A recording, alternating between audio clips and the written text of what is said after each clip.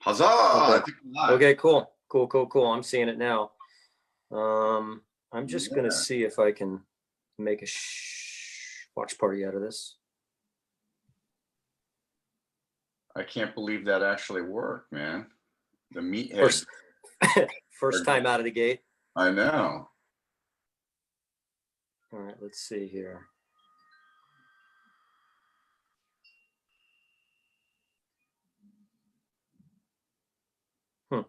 Well, we're on the member page. Yes, we are. And actually right below it says start watch party. So I'm going to do that right now. Okay, you do that. I'm not seeing it on mine, so. Oh, wait, yeah, no, I can do that.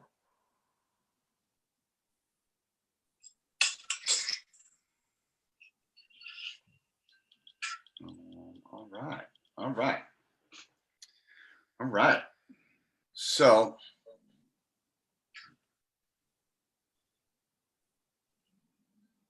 All right, dude, we are good. We are good. We finally got a grasp on the technology here. I know. Hey, listen, it's going to take us a couple times, but we'll figure it out. It is. Gina's here. Hi, Gina. So listen, a couple things. First of all, before we begin, I just wanted to check in and see how you guys, you and Stace and the kids are doing through this whole thing. Thank you. We're actually doing pretty good. We've gotten into a pretty good routine. Listen, scheduling is probably the more crucial thing. I think for the first week or two, because now what are we? Are we day 25, 20? Yeah, it's something like day 24 or 25. Yeah. So for the first 2 weeks, even in the first week, it was a bit of a scramble, obviously with, trying to get schedules and stuff like that and just figuring out what the hell we're going to do. Yeah. And then also doing that simultaneously with schooling. And right. To kind of figure that whole thing out and learning new platforms and different things that they're going to be using that we needed to somehow kind of figure out on our own. But now that we've got a little bit more of structure, it's doing great. And listen, the kids, this is like a 4-week summer camp to them, Right.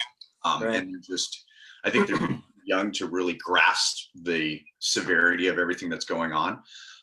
So for them, it's just, we're doing Disneyland roller coaster rides at night, and, Stacy's she got a bunch of glow sticks the other day and threw them in the bath, and they threw a little nightclub bath time in there and play some music. So for them, they're just doing great, Yeah. Stacy and I, it's party time. Are doing awesome too as well. I mean, like we're going on our walks and different things like that. So overall, surprisingly enough, it's pretty positive, and I think it's just day by day. How you and Melina doing? Yeah, so I mean, we're doing good too. Melina's working from home, and so she's doing well with that and coping with it. And listen, the weirdness of it is not lost on anybody right now.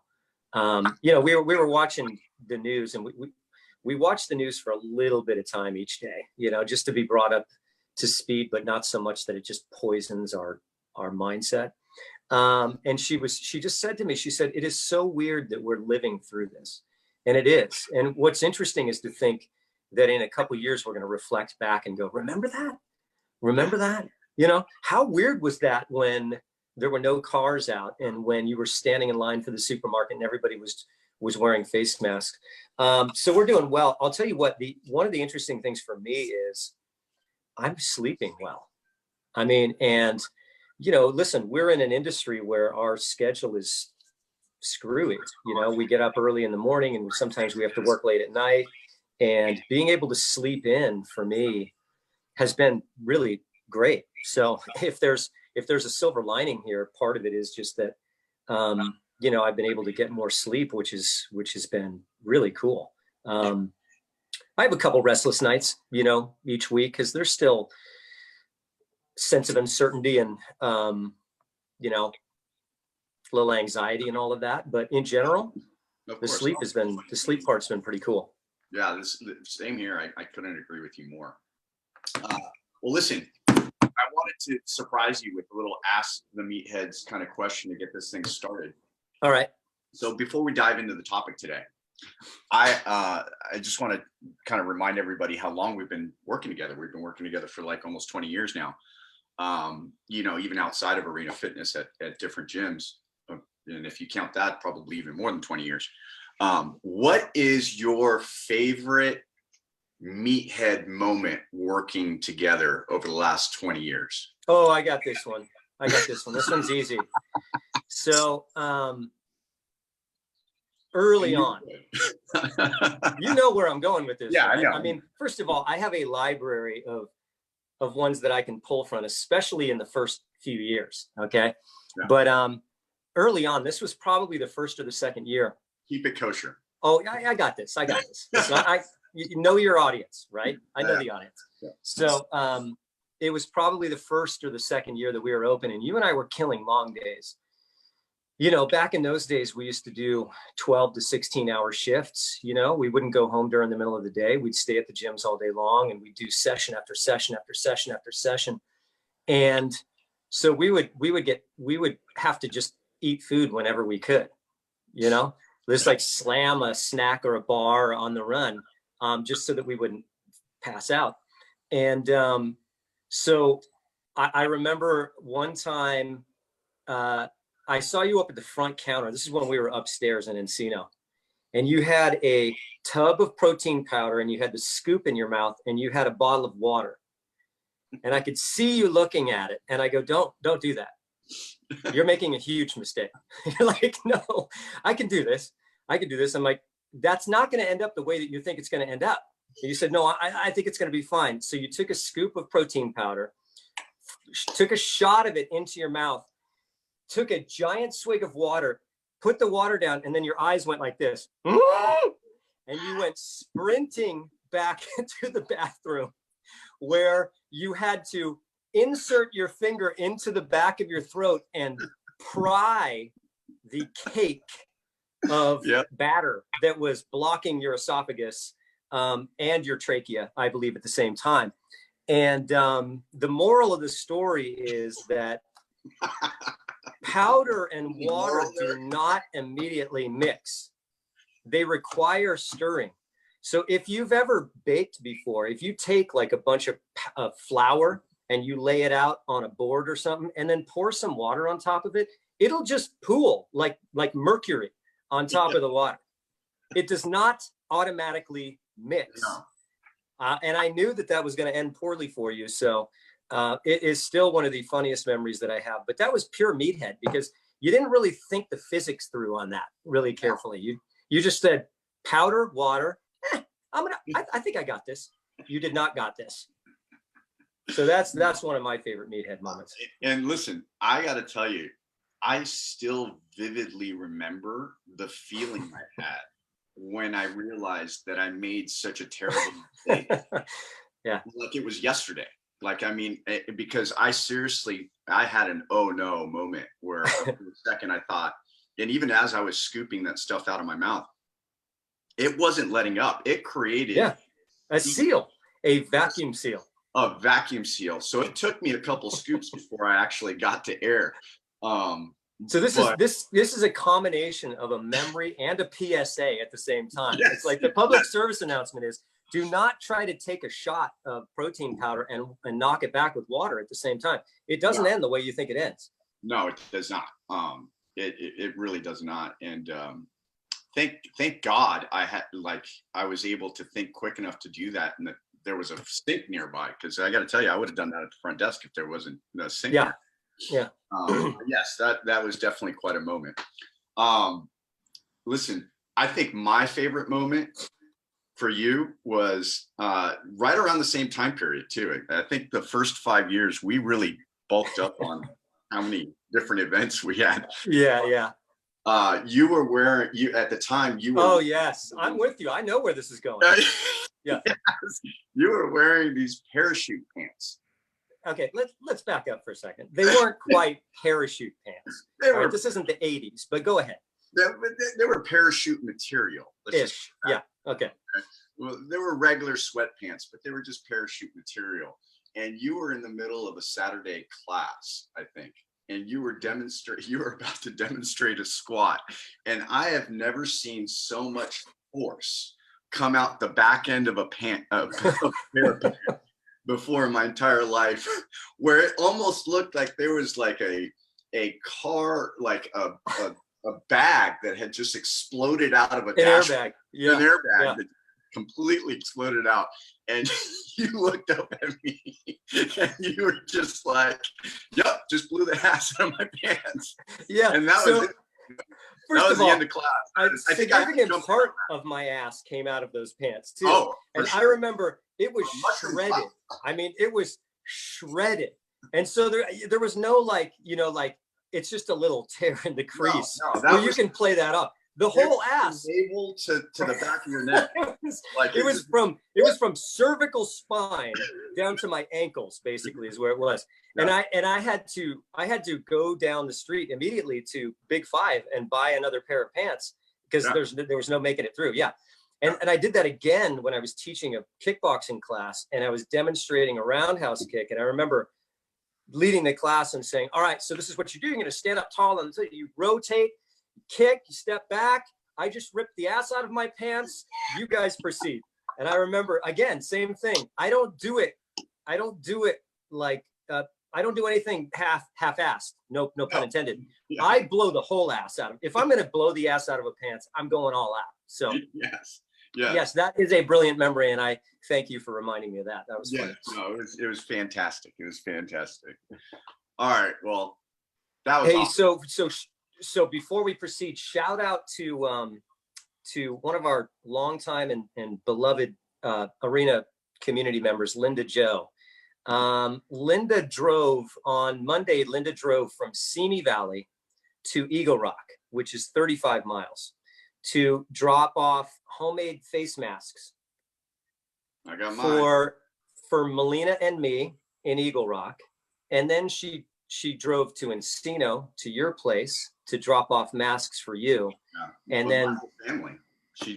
I mean, it's amazing. So the community spirit has always been strong at Arena Fitness, and she has always been a wonderful person, but just so appreciated. And that is just kind of emblematic of the acts of generosity that we're seeing right now, which is really cool. But thank you so much to Linda. You're something else, and we really, really appreciate your generosity and your kindness. So it was amazing. Yeah, no, it was definitely amazing, and we thank you so much, Linda, too, as well, and for the kids too as well. I mean, they're enjoying their masks. I don't think they really understand what it is besides the cool little ninja mask. So right. So thank you for that, definitely. All right, man. So what did you want to tackle today? You had a couple ideas. I've got a couple ideas. Why don't you go ahead and lead off with one of your ideas, and we'll go from there. All right. So one of the things that I wanted to talk about today is basically nutrition during a quarantine situation, and really trying to kind of bring light a little bit of the importance of just living your best possible healthy lifestyle right now. Because and listen, I firmly believe this now, and we've talked about this a little bit before offline, which is now is the time to, especially with the fact that you're staying at home, to really start to adopt behaviors that will last a lifetime here, and really revolving that around nutrition and how we look at food, and kind of trying to even balance the emotional eating aspect out of this that we talked about last Friday with Katie, and how we'll talk about it even tomorrow again, and just kind of touch on different points from different angles. But what does nutrition look like, and what is it expected to look like even for the foreseeable future, given that everything is so many people are so focused right now on health and staying healthy. And where does kind of nutrition fall into that role? What's the position that takes when trying to battle these viruses? Because COVID-19 is not going to unfortunately, and it wasn't the first either. It was just this I think took people for a loop. So I think that's a really interesting question, and I think there are a couple different ways you can go on this. Look, the importance of nutrition in a time like this, the importance of nutrition anytime is very, very significant, but especially under adverse conditions where there are elevated stress levels and there are elevated health risks, I think it becomes that much more important for people to be paying attention to what they can control.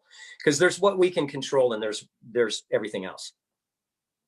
We can't control COVID except to the extent that we can contribute to good conditions, like we stay at home and we flatten the curve and we, social distancing and all that. But, outside of that, there's very little that we can do on it.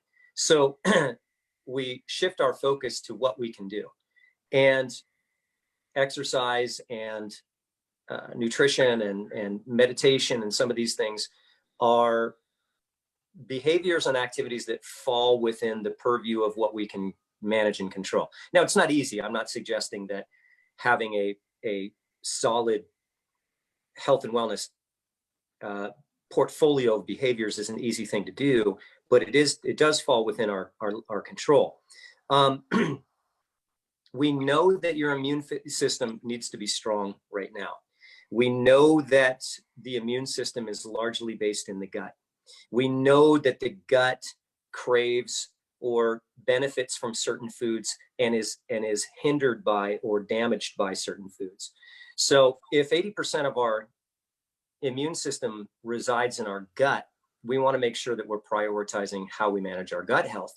And to that end, listen, the advice that we've been getting since we were in second grade still holds true. We need to be taking in an abundance of nutrient-dense foods. So that would be lots of plants from a wide spectrum of plants and a wide diversity of plants, so that we can be getting a wide diversity of nutrients to make sure that we're sustaining our body and sustaining our immune system. What our gut does not like are things like sugar and industrial seed oils and things like that, processed foods. So paying extra attention to making sure that we're focusing on nutrient density. Now, the great thing about nutrient density is that it applies to any sort of eating philosophy. So if you're vegan, if you're vegetarian, if you're pescatarian, if you're Mediterranean diet, if you are omnivorous, if you're keto, if you're paleo, it doesn't matter. Nutrient density isn't about a philosophy of eating outside of focusing on making sure that you're taking in the maximum amount of and diversity of nutrients in when you're eating, no matter what your eating style is, So I think we have an opportunity to do that, in part because this is a time where we're kind of forced to be preparing our own meals a lot. Now, yeah. we can still be ordering food, and stuff like that. And you can make the mistake, and I call it a mistake because I believe it to be a mistake, of buying a whole bunch of frozen processed foods. But the other thing is that this is really a time that we can focus on developing and cultivating a habit of making our meals. And if you're making meals with, home, from recipes or from scratch, using whole foods and staying away from, processed and industrialized ingredients as much as possible, I think that in and of itself is going to go a long way toward improving our health and our wellness. So to answer your question to sum it up, I think that we need to be paying attention to gut health. We need to be paying attention to nutrient density. And one of the ways that we have an opportunity to do this right now, which is unique to this situation, is by cooking at home and preparing our own meals, which is really just a traditional way of doing things. It's an ancestral way of doing things that, if we did this on a wider scale, would hugely improve health and wellness in the Western culture in general. Right. So what do you tell the person that is at home and goes, you know what, Jonathan, Joe, I hear you guys. I understand I need to be eating vegetables and stuff like that. But, it's raining out. I'm stuck at home for the 27th day in a row. I don't want to do that right now. I don't want to do that right now. I want to eat some of my favorite meals right now and just kind of just emotionally eat and Comfort food. You know, exactly. I want comfort food right now, you know, especially with it raining outside. What do you tell that person? Yeah, that's a good question. And I think the answer is you don't tell them anything, because if they've come to the conclusion that that's where they want to operate right now, then my telling them that they're wrong for doing that, or telling them they should be doing something differently, isn't going to be productive. Right. I think the key under those circumstances is asking them some questions, you know, because ultimately everybody has to provide their own motivation. We're unable, we've talked about this before, we are unable to motivate another human being. That's not a reality. So I can't tell that person anything that's going to be productive. As a matter of fact, if I start lecturing them, you know, because if I start telling them, well, you know, you should be, you know, nutrient density and gut health and everything, a lot of the time when somebody's arrived at a conclusion, anything that I say that's going to run counter to that conclusion is going to be taken as an indictment of their decision, as a criticism of their decision, and they're likely to plant their flag and dig their feet in and defend their position, which isn't going to help. So if somebody's made that decision, I think maybe the approach, instead of just saying, well, you know, this, that, and the other, because information doesn't change behavior, because everybody has a lot of information about how to be healthy, and it's not helping to change behavior. We have to tap into motivation, right? So I think the thing to do under those circumstances would be to ask some questions and to reframe what they've said and say, okay, so you're going through a period of time where you're struggling with the stress and the rain and the all of the feelings that go along with the weirdness of this situation.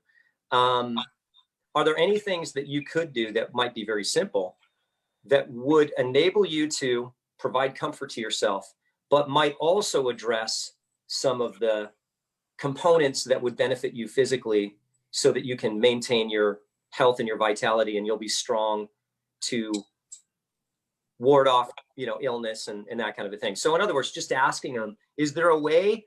Does it have to be either or? Is the question, do you have to be all on one side of just going all crazy and eating, you know, frozen pizzas and binge watching, you know, Keeping Up with the Kardashians? Or can you, is there, because that's a horrible place to be. I mean, and the pizza is the best part of that scenario. No, but that's the show that you went to? Yeah, because that shows the depths of the horror that they're experiencing. I'm trying to illuminate the horror that people are going through. Just pointing that out. Okay. So the question could be, is there a way for you to, you know, look, here's an idea. This might be a terrible idea, but I'm going to give it anyway. Listen, I like pizza too. And Melina and I make pizza every week. And what I do is I stack that pizza with like 9 different kinds of vegetables. It's like this thick, you know, it's like this much crust and then this much vegetables, because what I'm doing is I'm taking a food that I enjoy that is not necessarily something that you would consider to be a good choice. Although I hate that kind of terminology, you know, it's not bad or good. It's just a food, right? But it wouldn't necessarily be one of the healthier options you could choose. But I'm taking that and then I'm optimizing it as much as I can by adding a bunch of vegetables to it. You know, if you want to have your avocado toast in the morning, no problem. Is it possible for you to mince up some, you know, some garlic and some onions and some mushrooms and just sprinkle it on top or something, or have some fruits and vegetables on the side, so you're not having to sacrifice the things that you want, but what you're doing is you're adding in things that are going to provide the nutrition.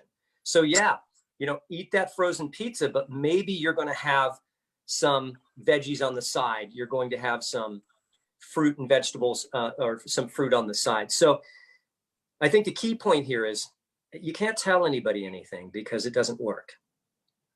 And you can't lecture if you want it to be effective.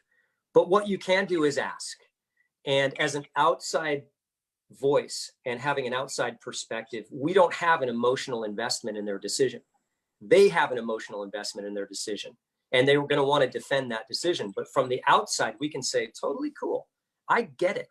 I'm binge watching stuff right now, you know, and I'm eating a few more, you know, servings of ice cream than I would normally too. Is there a way that you can do both, where Right. you can serve your need for comfort and also serve your body's need for optimal health, so that you can put yourself in a position of not aggravating the situation by getting sick at the same time? So that I think is probably the best, the quickest response to that particular scenario.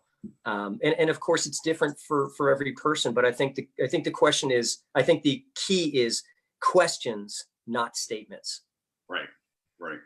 I mean, listen, I think that's great advice. I think that the less that you can, and I think that this is probably pretty good global approach with most things, is don't be resistant to the situation and certain ways that you feel when it comes down to emotionally driven decisions. Kind of sit with it. Don't let it bother you as much. And just ask yourself questions. Why is it that I'm gravitating towards those foods, or why is what need is it serving? What need is it serving exactly? Right. Instead of even making statements to yourself, because you don't need a coach to make a statement to have it have a negative effect. I could be making statements about my own behaviors subconsciously without me even knowing about it, right? So I could be, I think everybody does this, where it's like, listen, I had a little bit of ice cream last night, and as soon as I put it back in the freezer, I was self-loathing. I was just like, was that really necessary? I mean, like, so I think even having statements, being careful and wary of the statements that you tell yourself too, as well, is can be a kind of a dangerous, slippery slope. And just ask, rather just ask yourself questions as far as why did you feel compelled to go into the freezer and get a pint of ice cream and scarf it down, And why do you feel compelled to beat yourself up afterward? Because that could be a question too, because that could tie back not so much to a real personal decision, but rather to just the cultural conversation that exists around how it's bad to eat certain foods and the whole diet mentality. And I think that actually ties back to what Katie was talking about, excuse me, on Friday, with regard to emotional eating and intuitive eating, which is that, the concept of intuitive eating, which I've read about, but I'm by no means an expert in, is essentially about listening to your body and allowing your body to send its natural signals to you. And also the fact that if you have that cup of ice cream, that's okay. Like, it doesn't have to be a bad thing. That can be okay. Kind of tying into that, there was something that's interesting that I've read about. There's a book by Daniel Kahneman, who won the Nobel Prize. He wrote a book called Thinking Fast and Slow. And we basically have two systems of thinking, system 1 and system 2. System 1 is like our instinctive, ancestral, automatic, quick decisions that we make. Like, somebody throws a ball at you, you catch it. You don't take time to process that decision. You just make that decision quickly. System 2 thinking is the more logical, slower, rational thinking that you do when you're really kind of contemplating a decision and you're weighing the pros and cons. There are two systems of thinking. A lot of our behavior is driven by system 1, which is instinctive, quick, reactive. And unless you become aware of that, you're not going to be able to bring system 2 online to then begin to rationalize and logically think about that instinctive reaction and then determine whether that is actually what you want to do or whether there's an alternative. Right. So we need to understand that there are certain deeply embedded, deeply rooted behavioral and evolutionary instincts that drive a lot of our decision making, and that in order to kind of check those, the system of checks and balances for that is our logical, rational thinking system, which resides in the frontal cortex. And it's kind of a battle, So when you're thinking about like that. This caveman here is system one all the way. Right. And you know what? We all are. And, but here's the thing. You recognized that you had that. I don't know if you actually did this or if this was just an example, but you recognized that you had that bowl of ice cream, that you put it away, and that you didn't feel good about it. And then instead of just having that be the end of the narrative, where you spend the rest of the night beating yourself up and telling yourself what a piece of shit you are, instead of that being the end of the narrative, you did take the time then to ask yourself, why did I feel that way? What was it that made me feel that way? So you did bring system 2 online. The problem is that system 1's fast, and it triggers that instinctive action really quickly, and you might be halfway or 3/4 of the way into it before you start to bring system 2 online to kind of logically process that decision and maybe tamp it down. So we are doing battle with highly developed, deeply embedded evolutionary instincts that drive a lot of our behavior. You've heard me talk about this, a lot, so I don't want to get too much into it, but we need to understand that. We need to cut ourselves some slack for that. Right. So, I mean, listen, my big takeaway from just you talking about it is I got my 1% last night, my 1% incremental improvement, right? Just by asking myself the question, why did I feel compelled to kind of go down that route? And that's great. Right. I mean, that could be enough right there. Yeah. To start to lay down the foundation for healthier habits, right? Yes, that's your 1%. And that's a perfect way of putting it. And that, I think, kind of ties in. I don't want to, maybe I'm off base. Katie might correct me on this, but I think that's really kind of the genesis of the concept of intuitive eating and emotional eating is first you got to be aware. Like first you have to be aware of your feelings and of your actions and of your body's messages that it's sending you. That's step one. And because you're not going to go from, somebody telling you about this this concept of intuitive eating, this concept of system 1 versus system 2 thinking. Nobody's going to be able to just tell you about that. And then you're going to be able to implement a new strategy of behavior right off the bat. That's not the way things work. So yes, that 1% improvement may have been just simply being aware that situation took place. And if you continue to kind of develop that awareness and that mindfulness and that connection and that intuitiveness, then over the course of time, you're going to strengthen that. And that might then put you in a position of being able to intervene before you make a decision that you don't feel good about, or tell yourself it's okay. It's all right that I ate that bowl of ice cream. And you know what? I want this bowl of ice cream right now, and I'm not going to make myself wrong for that. Right. I think that's a great message. And I think that a lot of people right now are probably in that scenario of self-loathing. Yeah. Because listen, right now, every day feels like a Monday. Yeah. Right now. So it's like, I definitely get it on my end when people are messaging me and they tend to be asking questions around that. And how do we curb these kind of emotional roller coasters that we send ourselves on? And it's a balance. I try to tell people, listen, it's a balance. You want to balance things out that are going to make you feel good in that moment. Because there is a lot of things going on, but also feed your body the things that are necessary to, that are going to make you feel good about your behaviors. It's like, you don't want to create a habit or a behavior where you're doing it and justifying it. Like, listen, I'm going to have this drink or I'm going to have this bowl of ice cream because I had a really crappy day and I deserve it. But then follow that up with 17 hours of self-loathing and hate and different things like that are just going to literally tear you down. Yeah. And that's the last thing that you need to be doing for yourself right now, is tearing yourself down. Right now, this is a period of rebuilding.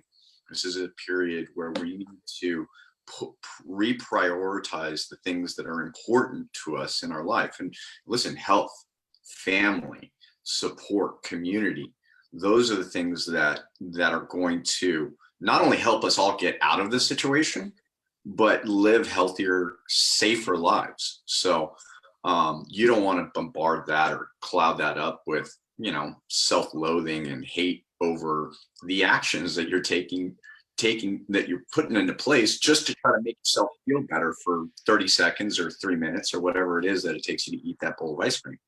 Which is totally understandable, especially right now with the circumstances being what they are. And no one's becoming obese or dying from chronic illness from a bowl of ice cream. If you're eating multiple bowls of ice cream every day at the expense of eating fruits and vegetables and plants and healthy foods and organ meats and all the stuff that is good, you've got that's something to take a closer look at. But look, nobody's dying from a bowl of ice cream. So I think in that moment, the choice is either you can just make it okay. Like, I'm going to have this glass of wine. I'm going to have this shot of Blue Label. I'm going to have this bowl of ice cream. And that's going to be okay. Yeah. That's going to be okay. Or if you don't feel like there's going to be an outcome from that makes you feel okay, then you can maybe intervene and say, maybe this isn't the best decision for me right now. But you're absolutely right, Joe. This is not the time for us to be adding on to the organic level of stress that just exists right now because of the circumstances by self-laceration. Like, that is not productive, and that's not going to help. And as a matter of fact, if you abuse yourself and beat yourself up and make yourself feel terrible, you're more likely to then reach for something that's going to give you a little bit of comfort.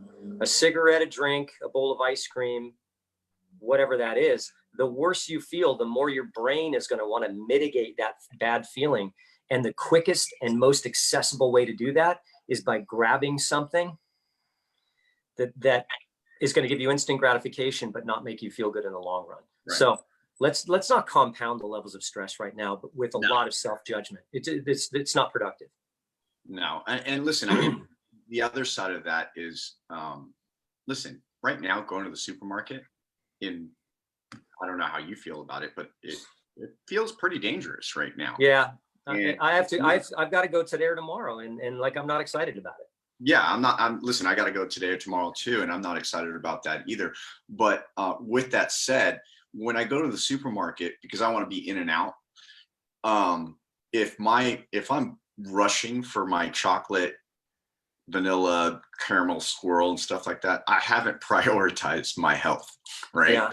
And me personally, what I try to do is there's balance, right? I fill my cart with what I need, and then I allow myself anywhere between 2 with a maximum of 3 items that I will enjoy, that make me happy, right? So it's like, I'll grab my bag of potato chips, I'll grab an ice cream, and then a bottle of wine, and that's it. That's all I get, right? I do the same thing. Listen, that ain't gonna last me past Friday night anyway. So, dude, that bag of chips is gonna be gone by the time I get home. Let's be real here. Yeah, exactly. Hey, just make sure those chips are cooked in olive oil or avocado oil. Oh, nice. Well, I mean, you don't want to have industrial seed oils, but yeah, I'm the same way. Melina and I do the same thing. We go shopping and we get a few things, and we pretty much limit our consumption of those things for the weekend. Right. I don't think there's anything wrong with that. No, I don't either. I think the key to it, I really do believe, though, that one of the best ways to approach this right now is not to be thinking so much about what to delete from your diet, but what can you add? Right. So instead of worrying too much about the ice cream and the chips and that kind of stuff, if you can focus on consuming an absurd amount of produce, a wide spectrum of colors, of fruits and vegetables and nuts and seeds and roots. And if you eat meat, grass-fed, pasture-raised meat, organ meats, cold water fish. These are things that I don't think there's a lot of controversy in the field of nutrition that these are the things that are going to be beneficial. I mean, there are different philosophies of eating as far as whether you should consume animal products or not. But basically, the whole concept is consume what you believe to be the widest spectrum of nutrients. And you know what? Make some room for some ice cream. Exactly. I'm sure Puritans would frown on that, but you know what? I mean, go pound sand, you know? Yeah, that's no, exactly. Well, listen, with that said, I want to actually address a couple questions that were posed on our page, which one comes from Stacy Funk, and this kind of ties into what you're saying right now, which is, how do I balance not going to the store so much and keeping enough produce in my house? It goes bad before I can even use it at all. How do you shop for 2 weeks with fruits and vegetables and do that? And listen, I got a couple ideas, but if you want to tackle that. That's tough. Like there are, actually, it's funny that you mentioned that, because there were a couple of articles that I just read. One of which is by Chris Kresser, who's a functional medicine doctor who I have a lot of respect for. And he wrote an article, a blog post about what you should be storing up on instead of frozen foods and toilet paper. I have found that for us, what tends to work, and we try not to go shopping any more than like every couple of weeks, I get a mountain of produce. I get a mountain of produce every time. I try to get things that are going to last as much as I can. Things that have thick peels on them and stuff, that protect the fruit or the vegetable from rotting. Like sweet potatoes and avocados and bananas and whatever. And you can freeze some of this stuff too. Like I will cut up bananas and I'll freeze them and I'll put them in my smoothies. There's also frozen vegetables or frozen fruits and frozen vegetables, so you can get frozen spinach and kale, and greens, things like that. You can get frozen berries. And let me see, am I leaving anything out? I mean, usually things will last at least 7 to 10 days. 2 weeks can sometimes be a little bit longer. And then sometimes you wait until they're getting toward the last like quarter of their lifespan, and then you cook them. And then once you cook them, then you can put them in the fridge and they'll last for another 5 to 7 days. The other thing that we should remember is that unless there's like hair growing on it, like it's still edible. We tend to throw away apples when they get soft. There's nothing wrong with that apple. It just doesn't have the mouth feel that we like, so we throw it away. So cut it up. Bake it, put it into a smoothie. An orange that's soft. See, I was gonna put, bake it, put a little honey on there and slap some ice cream on there. I'm still on the ice cream thing. Totally. And listen, I'm down with that 100%. I'm totally down with that. You know what I do? I got this peanut butter that was made with avocado oil, and a little bit of honey. So it's made with avocado oil and honey. Boom, slapping that on apples and bananas. I mean, I'm not worried about my weight, and I don't think people should be worried about their weight right now. That's a good snack, man. Yeah. I mean, that's a good snack. Amazing. So those are my ideas basically. Yeah, so just to bookend that, what I would tell Stacy too as well is right when it gets to that 5 to 7 day mark where some of those fruits and vegetables or even vegetables start to go bad, cook them. And my go-to when I cook them, stews are great. Soups right now are awesome. You could just basically throw a bunch of those things right into a crock pot and make a stew that'll last you good 3 to 4 days prior to that. So you can extend the life of these vegetables that are about to go bad within that 5 to 7 day time period, and extend another 4 days on there just by cooking them and making stews and different things like that, stews and soups. So I would say, the answer to that is going to be stews and soups, and just throw them all in there. Like, come up with a new recipe, that's what we do. It's like, we just like, all right, I'm going to take this squash over here and I'm going to take, whatever I got over here, and I'm just going to throw it in there and see what comes out. Listen, Melina calls it my garbage eggs, because what I do is I take like 5 or 6 different type of vegetables that we have in the fridge. I don't care what they are. I mince them all up. I saute them in a little bit of grass-fed butter or grass-fed ghee, and I top my eggs with it, and it's delicious and healthy. So yeah, I think that's a great idea. So right before it's going to begin to go bad, make a soup or a stew or something, or even just saute it and put it in the fridge and top something with it. You can put it on toast for that matter. Right. So I think that's a great idea. Yeah, and listen, there are a bunch of YouTubes right now about how to extend the life of your fruits and vegetables, and different little hacks that you can kind of do to do that. And it's some of the stuff is really quite interesting. So stuff that I've never even thought about, you know. So you can cook and freeze too, you know. So if you cook a big giant stew and you don't think you're going to be able to eat all of it in 5 days, put half of it in the freezer. You can thaw that out. Right. Exactly.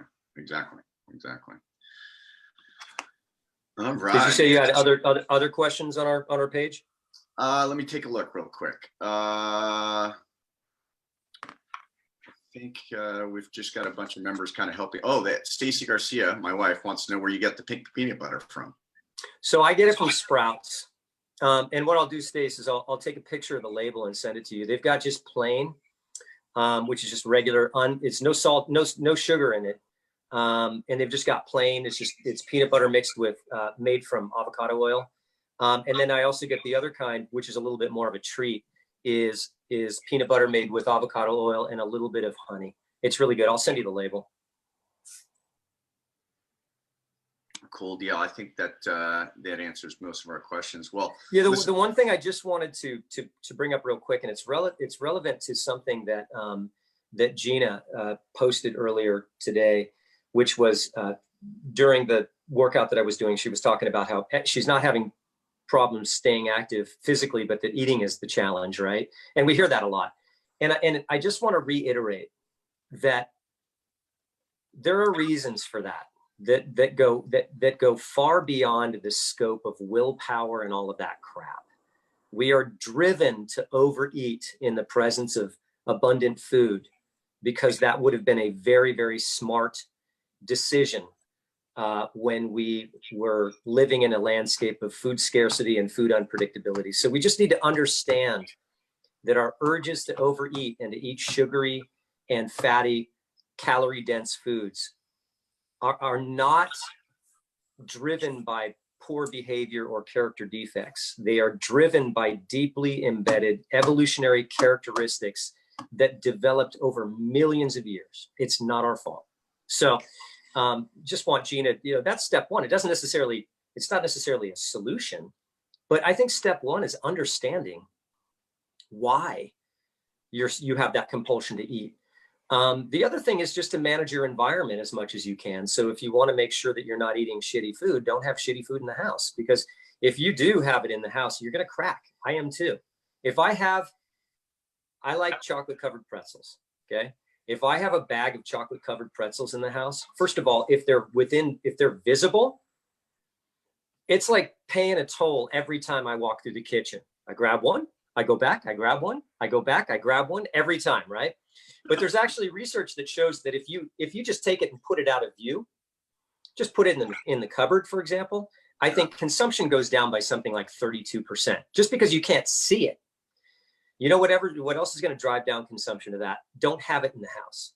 So we have to manage our environment as much as we can too. So if you want to take in healthy food and try to minimize your unhealthy food, then you need to make sure that you are purchasing and inventorying as much healthy food as possible, and only a little bit of the bad food. Bad, I don't like that term. The less healthy food. Right. That's it. And I got plenty of questions for next time. And if anybody else has any topics that you'd like to see a couple meatheads babble about, please post those in the comment section, or let us know or email us. We actually really enjoy talking about this kind of stuff. We're going to be doing, so tomorrow morning at 9 a.m. is Stacy's core class.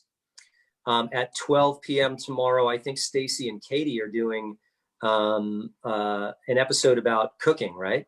Yes. That's awesome. What's cooking? what's cooking. What's cooking? We're going to be doing a little bit of a cooking class at 12 o'clock. So that's awesome. And then tomorrow night at 6 p.m., we're going to try something a little different. We're going to have our virtual happy hour, and we're going to try doing a little bit of salsa dancing. And I'm here to tell you right now that it's going to be ugly. At least my part of the Zoom is going to be horrific.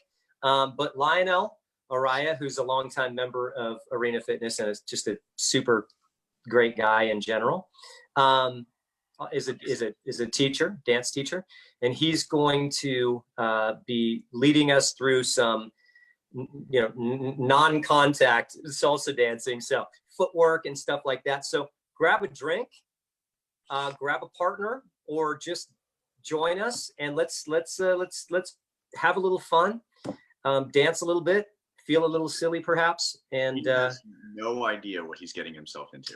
No, the ugliness that is going to result from that is going to be shocking. At least if you can see through my I might have to turn off my camera at that point. But, you will not. We'll see.